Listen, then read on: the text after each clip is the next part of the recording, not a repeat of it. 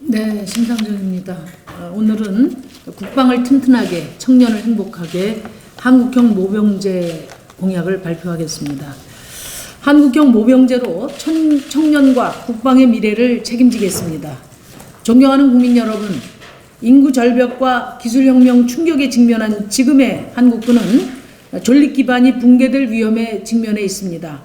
현재와 같이 18개월을 복무하는 징병제는 연 20만 명의 청년을 징병해야 합니다. 그러나 2027년부터는 공급 부족 사태가 시작되고 2030년대에는 병력의 고갈 사태에 도달하게 될 것입니다. 우리 청년들을 국방의 도구이자 수단으로 인식하고 오직 의무를 부과해온 징병의 군대는 좌절의 세대인 청년들에게 깊은 상실의 공간이자 단절의 아픔입니다. 이제 더 이상 변화를 미룰 수 없습니다. 우리 국방을 현대적으로 개선하고 청년에게 기회를 주는 담대한 구상, 새로운 국방개혁 3.0 시대를 열겠습니다. 정의당은 오래전부터 30만 명의 상비군을 기본으로 직업주의 원리로 운영되는 선진 강국의 시대, 즉 2030 목표군의 비전을 제시해 왔습니다. 이는 최근 일부 대선 주자들이 20대를 겨냥해서 쏟아내는 설익은 모병제와는 차원이 다른 접근입니다. 국방을 빈틈없이 관리하면서 군의 규모와 성격을 전환하는 발상의 전환이 필요합니다. 이것이 바로 한국형 모병제로의 담대한 전환입니다. 이제 모병제는 시대 정신이 되었습니다. 심상정 정부는 다음과 같은 전환을 시작할 것입니다. 첫째, 30만 상비군을 기본으로 국방을 현대화, 과학화, 지능화하겠습니다. 피로써 영토를 지키는 재래식 대량전쟁 개념을 과감하게 청산하고 똑똑하고 빠르고 정확하게 일을 하는 기술군대로 전환하겠습니다. 그러자면 국방을 현대화, 과학화, 지능화함으로써 사람이 지휘하고 기계가 일을 하는 새로운 군대의 변혁이 전제되어야 합니다. 이를 통해 국방개혁 2.0의 목표보다 20만 명이 추가로 감축된 30만 정예군으로 우리의 국방을 재설계하겠습니다. 저는 비무장지대 전방 초소 철수를 천명한 남북 군사합의서의 정신을 고려해서 최전방은 병력이 아니라 센서와 정찰 네트워크로 운영되는 지능형 경계태세로 전환할 것입니다. 이 외에도 장비를 무인화하고 국방 운영에 첨단 기술을 적용하는 국방의 과학화로 과감하게 병력을 감축하겠습니다. 둘째, 1단계 징모 혼합제를 경과해서 2단계 전원 모병제로 전환하겠습니다. 각 군의 처지와 실정에 맞게 모병제를 탄력적으로 적용하되 직업군인에서 남녀의 평등 복무를 실현하는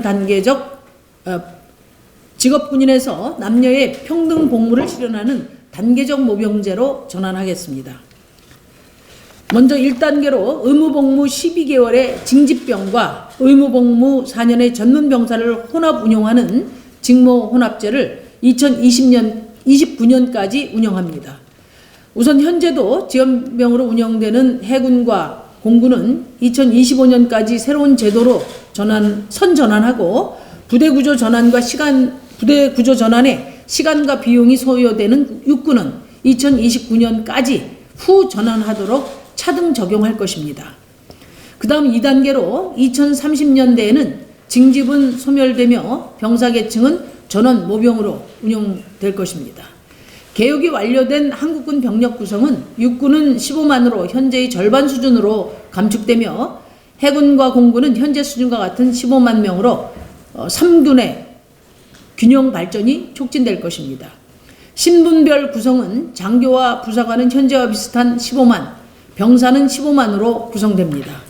군을 지원함에 있어 다양한 성, 피부색, 종교 등 어떠한 차별도 금지되며 우리 군은 말 그대로 평등군대로 재창조될 것입니다. 또한 모병제가 정착되더라도 미국과 같은 병력 등록 의무제를 시행해서 모든 병역 의무자는 유사시에 신속하게 동원될 수 있도록 제도를 정비하겠습니다. 셋째, 현재 200만 명이 넘는 의무 예비군 제도를 폐지하고 50만 명 규모의 직업 예비군 제도로 전환할 것입니다. 연 1개월에서 3개월 범위 내에서 군에 복무하는 다양한 예비역 복무제를 운영하여 병역 부족 문제를 해결하고 급여와 진급, 교육 등에서 현역에 준하는 준상비군 제도로 예비군을 정예화하겠습니다.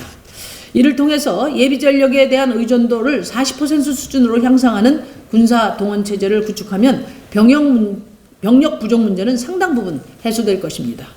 또한 군의 잡무와 행정, 지원에 필요한 5만 명 규모의 군무 인력을 국방 공무원 제도로 재정비해서 군을 지원하게 될 것입니다. 직업주의가 정착된 군대는 청년에게 기회를 주는 생산적 집단입니다. 전문 병사는 초봉 300만 원 수준의 급여를 보장하고 5년 차에 부사관으로 진입하면 대학 또는 대학원 진학을 지원합니다. 10년 이상 장기로 직업군인을 복무하고 전역한 후에도 대학군사학과 교원, 또 국방공무원, 소방, 경찰, 예비군 지휘관, 비상계획관, 군인 공제 등 군 관련 유관 직위에 진출할 수 있도록 1만 개의 일자리를 준비해 놓겠습니다. 또한 군 복무 시에 직렬과 병과, 특기를 고려해서 다양한 자기개발과 전직 교육이 이루어지도록 전 생애주기 복무에서 취업까지 모델을 개발해서 청년의 미래를 열겠습니다. 과학화된 군대는 높은 수준의 기계와 시스템 전문가를 육성하는 산실이 될 것입니다.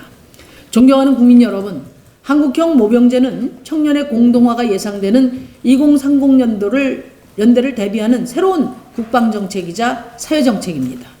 직업군인은 청년에게 기회의 창이 되고 우리 군에게는 선진 강군으로 도약하는 희망의 빛입니다. 저와 정의당은 국방개혁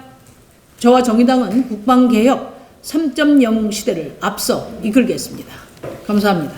네. 문다희 기자입니다. 네. 그 평등 군대를 계속 강조를 하셨는데 그렇다면 모병 시에 좀 성할당제 같은 것도 같이 시행이 되는지 아직까지는 고려하지 않고 있습니다. 그러니까 징병 의무를 해제해서 자율적으로 선택하도록 자유를 확대하는 게 모병제거든요. 거기에 또 다른 의무를 부과하는 것은 꼭 필요할 때만 검토할 수 있는 사안이라고 생각합니다.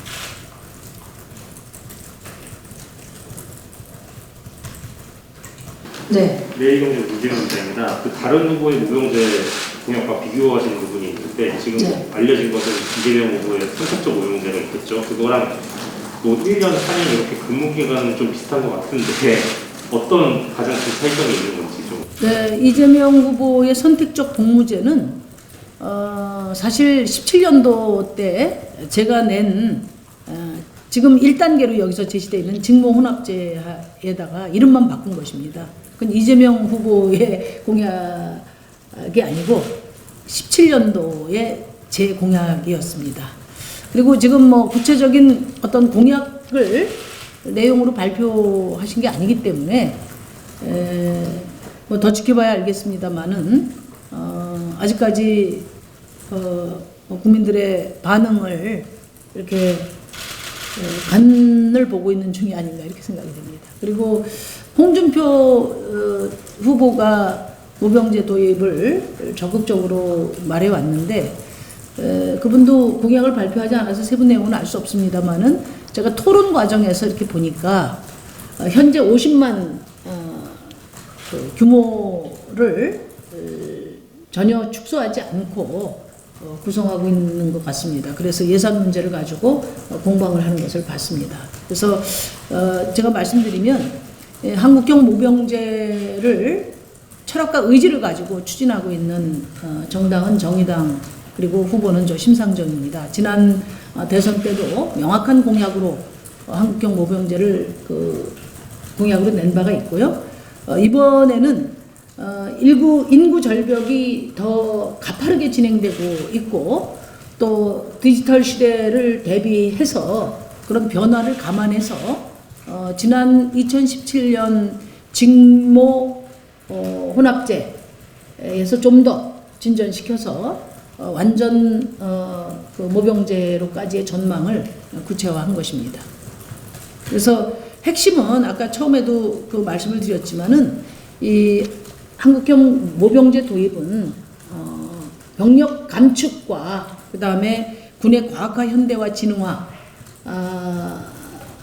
전략과 맞물려서 설계되어야 한다는 것, 그것이 저의 국방 개혁 3.0의 핵심 내용이라고 볼 수 있습니다. 네, 이투대 윤희동 부장님. 네, 이투대 윤희동입니다. 네. 이제 일부 국가에서는 이제 모병제 시행한 다음에 저조한 지원율이나 이런 문제로 있어서 다시 또 징병제 환원을 검토하거나 또 돌아가는 경우도 있었습니다. 근데 우리나라 같은 경우에는 이제 군사력 긴장감이 계속 있는 곳인데 이런 우려가 더 클 수도 있다고 생각하거든요. 그 지원율 저조에 대해서 그런 우려, 시민들의 우려, 그리고 여기에 대한 손이 입장하고 꾸준한 지원율을 이끌어낼 수 있는 대안이나 그런 방법이 있는지 여기 같이 여쭙습니다. 우선 이제 뭐 나라마다 특수성이 있겠습니다만은 가장 모병제 추진 과정에서 어려움을 겪은 나라가 이제 대만 같은 나라예요.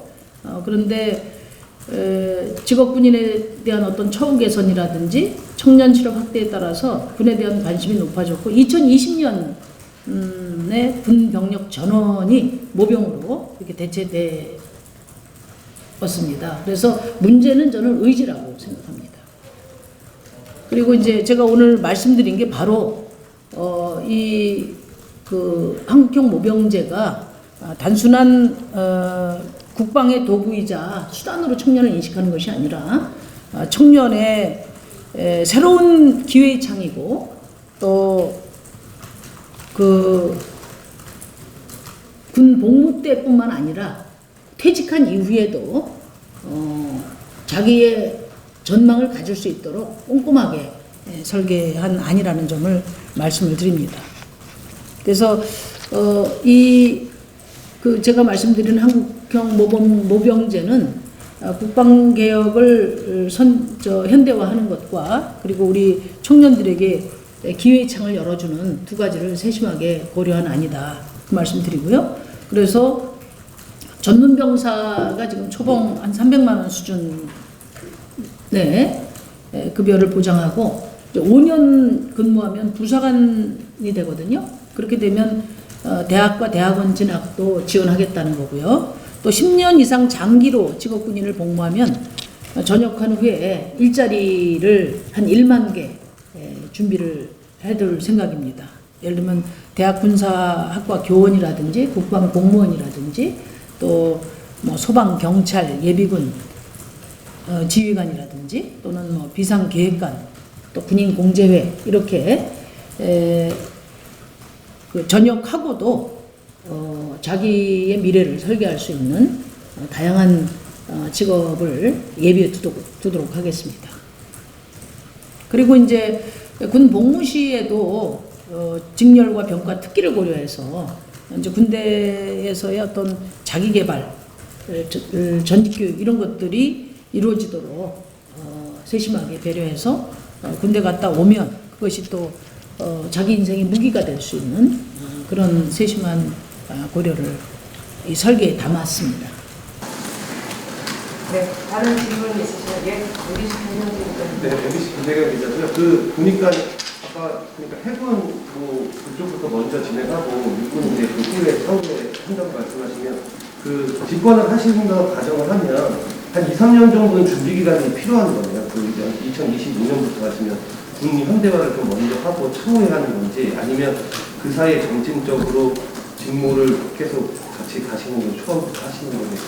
그러니까 여기 지금 이제 25년까지 새로운 제도로 전환하겠다 이렇게 이제 해병과 해군과 공군은 지금도 모병이지 않습니까? 지원이잖아요. 그러니까 시스템상에 큰 전환을 할 일은 없습니다. 그리고 뭐 지금 현재 진행된 것을 조금 정비하면 된다. 그래서 25년까지 새로운 제도로 선전환하고 육군은 이제 징병제니까 이제 부대 구조 전환에 시간과 비용이 필요합니다. 그래서 29년까지 후전환하겠다 그렇게 말씀드리고요. 아까 이제 우선 전문 병사가 되고 나면 5년 후에 부사관이 되지 않습니까? 그러면 29년까지 육군이 전환을 하면 29년에 전문 병사가 된 사람이 이제 한 5년 지나면 그게 34년이 되지 않겠습니까? 그래서 29년에 육군에 지원한 전문 병사가 5년 근무하고 부사관이 되는 그 시점, 34년부터 완전 모병제로 전환된다 이렇게 생각하시면 됩니다. 여기는 그 근무 형태랑 직접적으로 관련 있는 건 아닙니다. 그렇지만 이제 근무형 모병제로 가면은 이제 그 부대에서 근무하는 인력이 확 줄어들잖아요. 그러다 보니까 이제 군에서도 그런 걸 염두해서 이제 부대를 통폐합하고 뭐 부대를 이전하고 이런 이제 부대 차원에서도 움직임이 있는데 그렇게 되다 보니까 지역 주민들하고의 갈등도 있습니다. 이 부대를 이전하면은 그 지역에서 생계를 이어갔었던 주민들이 본인들이 당장 먹고 사는 문제, 뭐 요즘은 숙박시설이나 펜션, 뭐 식당 다 그렇습니다. 이런 거에 대한 그 이전 부대를 이전하는 과정에서 생길 수 있는 마찰에 대해서도 혹시 후보님 고민하셨던 부분이 있을까요? 그거는 이제 우리 국방 정책을 서포트하고 있는 우리 김종대 전 의원께서 아주 중점을 두고 있는 건데요. 한마디로 말하면 지금 군대가 그 지역 사회와 구별되어 있는 담벼락을 허물겠다는 겁니다. 실제 담벼락을 허무는 게 아니라 지역 사회에 친화적인 그런 군대로 전환하겠다는 겁니다. 그거는 오늘 말씀은 안 드렸는데 이후에 또 우리가 국방개혁과 관련해서 말씀을 드릴 예정인데 우리 김종대 실장님 조금 보완 설명을 좀 하시죠. 예, 지금 군부대 장병은 투명인간입니다. 그리고 투표도 부재자 투표하고 지자체하고 완전히 단절되어 있는데 지자체의 인구로 군부대 인원을 상입하는 계획을 검토 중에 있습니다. 지금까지는 뭐 일부 숙박 음식업소 매출에 연연하는 정도라면 앞으로는 군부대 인원 자체가 지자체 인원으로 상입되기 때문에 이거는 뭐 국비 지원도 달라지고 그 다음에 주말에 부대 개방해서 지자체민들이 자유롭게 군부대 시설도 활용하게 될 것이고 또 군 급식, 상하수도, 건물 인허가 등기까지도 전부 지자체 그 군부대에 들어가기 때문에 이것은 적정 지역에 아주 혁명적인 변화를 추진하게 될 것이기 때문에 지금 이런 문제로 해결할 방책을 충분히 준비하고 있다. 뭐 초보님이 발표하실 겁니다. 네, 그 국방 개혁에 대해서 저희가 추가로 계속 발표를 할 것인데요. 지금 그 말씀하신 것처럼 한편으로는 이제 부대 구조가 좀 단순해지지 않겠습니까? 또 줄어들 수 있죠. 그런 그 측면들을 고려해서 지금 말씀하신 것처럼 이제 부재자 투표가 아니라 군대에서 복무하는 동안은 그 지역 주민으로 전환해서 예를 들면 이제 그 지자체별로 인구수에 따라서 예산도 달라지고 정부 지원도 다 달라집니다. 그런 점에서 군인들이 그 지역 주민이 됨으로써 지역사회에 기여하는 바가 매우 크다는 거죠. 그런 점을 고려한다든지 지금 말씀하신 것처럼 또 군 시설 이런 것들을 지역사회와 공유하고 특히 아이들 교육에 적극적으로 활용하게 한다든지 뭐 등등의 그 방안들을 저희가 좀 검토를 하고 있습니다. 네, 다른 모병제 관련된 질문 있으십니까? 제가 그 질문이 없으시면은 요거 이제 논란이 국민의힘 그 토론 과정에서 논란이 됐기 때문에 이제 말씀을 드리는데요. 이제 돈 문제입니다. 재정 문제. 재정이 지금 현재 50만을 그대로 두면 천문학적인 숫자가 되잖아요. 30만 장병을 다 이제 그 모병제로 전환을 하게 될 경우에. 근데 저희가 한번 계산을 해봤는데 저희처럼 15만 명을 전문 병사로 그러니까 장병 15만 명, 장교 15만 명으로 30만 목표군을 설정할 때 15만 장병을 지금 그 전문 병사로 전환하는 거 아니겠습니까? 그리고 300만 원 초임을 준다고 할 때 연봉이 3,600만 원입니다. 그러면 15만 명이면 연간 한 5조 4천억인데요. 지금 현재 그 저희 당이 우리 김종대 의원께서 지난 국회의원 시절에 장병 월급 인상 법안을 낸 것을 기점으로 해서 지금 연봉이 많이 올랐습니다. 지금 연봉 1,200만 원의 현 징집병이 그러니까 연봉 지금 1,200만 원인데 징집병 20만 원 일단 줄이는 거 아니겠어요? 그러면 한 2조 4천이 이제 절감이 되고요. 차감하면 순증가액이 한 3조 정도 됩니다. 인건비만. 그런데 아까도 뭐 여러분들도 말씀하셨지만 병력 감축에 따라서 부대 구조가 단순화되면은 주거 및 시설, 뭐 피복, 또 급식, 또 장비, 뭐 교육 훈련 이런 예산들이 추가로 감축되기 때문에 추가 절감액은 인건비 증가액을 크게 상회할 것으로 저희는 보고 있습니다. 그래서 우리 국방 규모를 볼 때 재정적 부담은 크지 않을 것으로 이렇게 생각을 합니다. 그러면은 군을 그러면 과학화하고 현대화하고 지능화 하는 데는 또 돈이 안 드냐 이렇게 이제 물어볼 수가 있는데 그 부분에 대해서는 어쨌든 초기 전환을 위한 초기 투자는 당연히 있어야 될 거예요. 그런데 지금 정부가 추진하는 하여튼 대형 무기 도입 이 무기 도입 예산만 조정해도 한 3조 정도를 줄일 수 있습니다. 예를 들면 경항공모함 같은 경우에 지금 15조고요. 수중발사 미사일 잠수함 체계는 7조 원. 그다음에 이거 말고도 핵추진 잠수함 등이 있거든요. 이렇게 되면 한 30조 정도를 줄일 수 있는데 이 무기들은 사실 구형 무기 플랫폼이라고 볼 수 있습니다. 이것에 쓰는 돈을 시스템 개선에 투입하자는 게 저희의 계획입니다. 특히 경항공모함은 사실 이게 그 대북 전략 무기가 아니지 않습니까? 대북 무기가 아니고 멀리 원정 가야 될 그런 무기란 말이에요.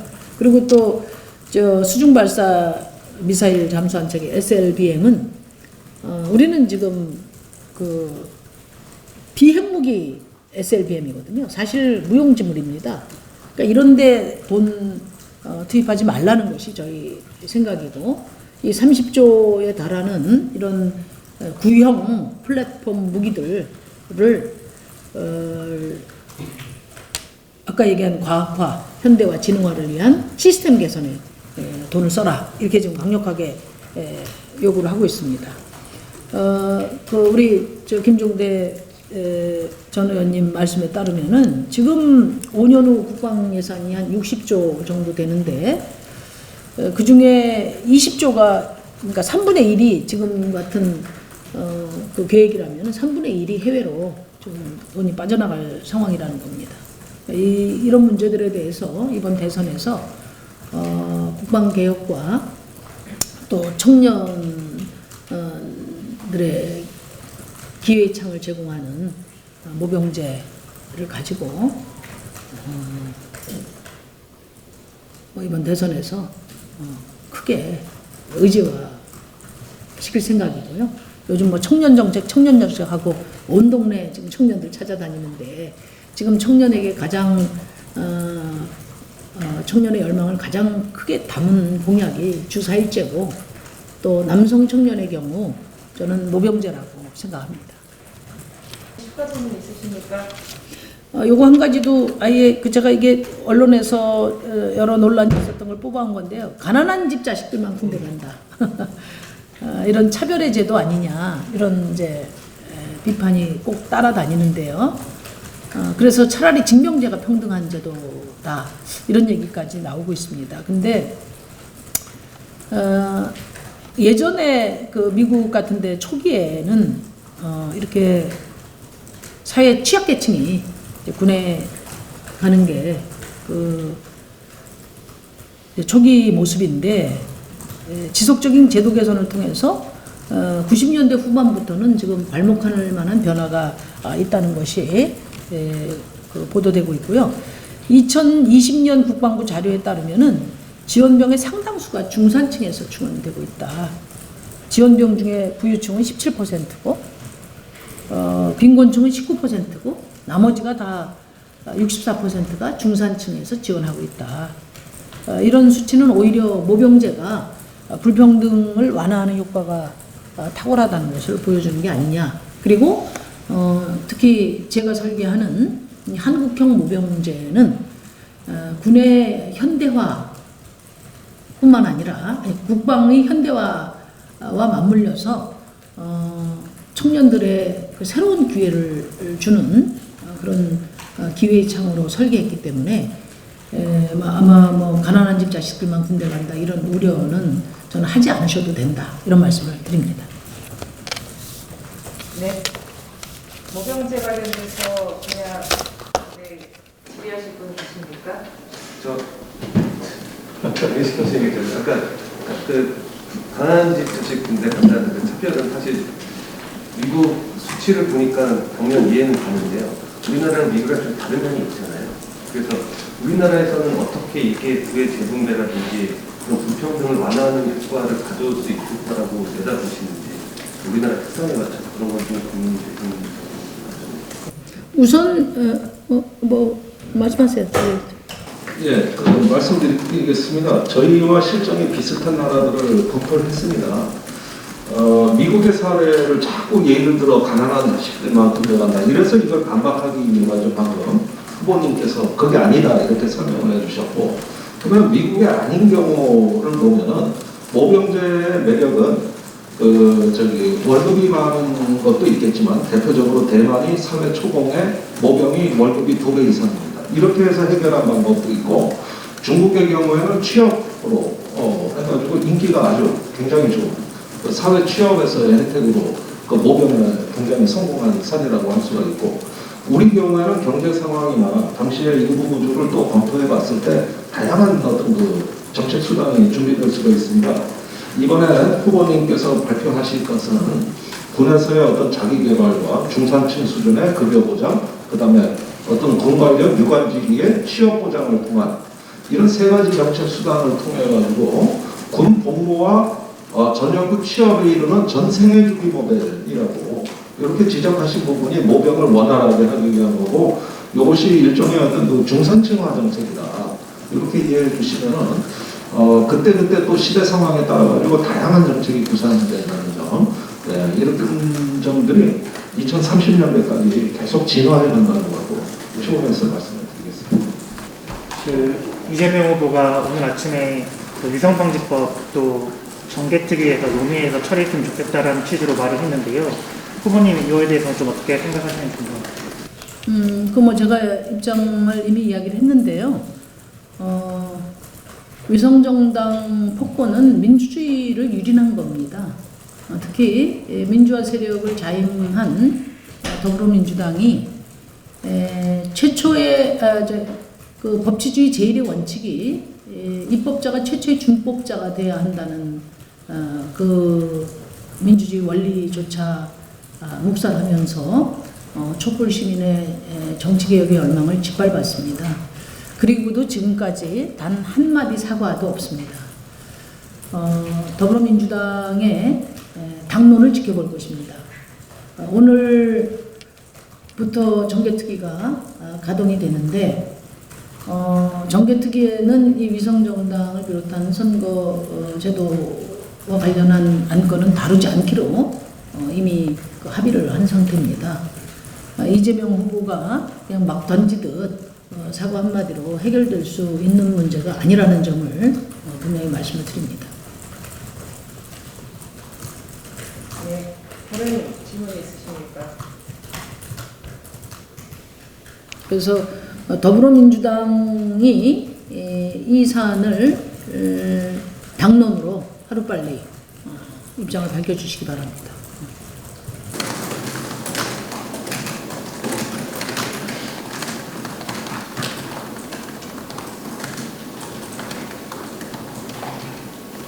이게 이유니까요.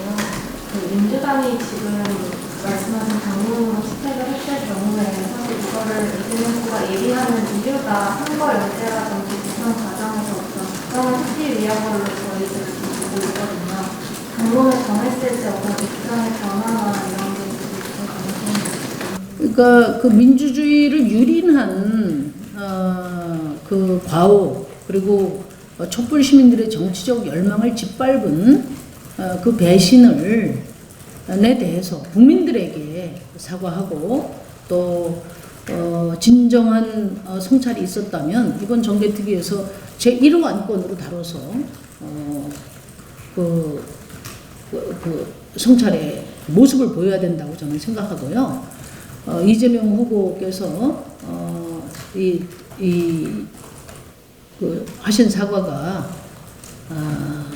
무슨 뭐 단일화니 또 무슨 이런 정치 공학적인 계산에서 나온 얄팍한 그런 계산이 아니기를 바랍니다. 뭐 그렇게 접근했다면 그것은 국민들을 두 번 우롱하는 것이다 이런 말씀을 꼭 드립니다. 이재명 후보가 좀 SNS에 페미니즘을 멈춰야 한다 이런 비판 글을 공유하기도 하시면서 또 다른 현장에서는 여성들이 또 차별을 받고 있다 이런 식으로 좀 성 관련된 그런 발언들을 요즘 하고 계신데 이런 발언들을 어떻게 보고 계신지.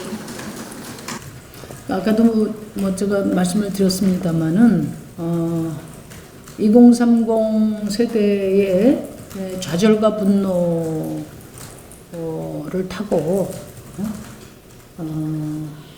어떤 표를 얻으려고 하는 얄팍한 포퓰리즘 행보가 저는 매우 위태롭다 이렇게 생각합니다. 지난 대선 때는 페미니스트 대통령이 아주 상식이었습니다. 근데 지금 5년 후인데 우리 사회가 이렇게 퇴행적인 발언을 용인할 수 있나 이 점에 대해서 이재명 후보가 다시 한번 깊은 숙고를 해보기를 권합니다. 그러니까 2030 남성은 여성들을 갈라쳐서 2030 남성들 표 얻으려고 하고 또 문제 제기되니까 또 2030 여성을 또 그렇게 쉽게 호명하는 그런 방식을 통해서는 청년들의 마음도 얻을 수 없고 또 청년들의 미래도 책임질 수 없다는 점을 말씀드리고요. 페미니즘은 갈라치기나 또 여성 우월주의가 아니다. 여성, 남성, 성소수자까지 모든 성이 차별 없이 공존하는 사회를 지향하는 것이 페미니즘이라는 말씀을 꼭 드리고요. 안티페미니즘은 분열주의다. 대한민국을 이끌어 가실 분들이 안티페미니즘에 선봉에 서는 것은 우리 사회를 아주 퇴행시키고 분열 사회로 만들 것이다. 우려를 전합니다. 네. 혹시 더 질문 있으신지요?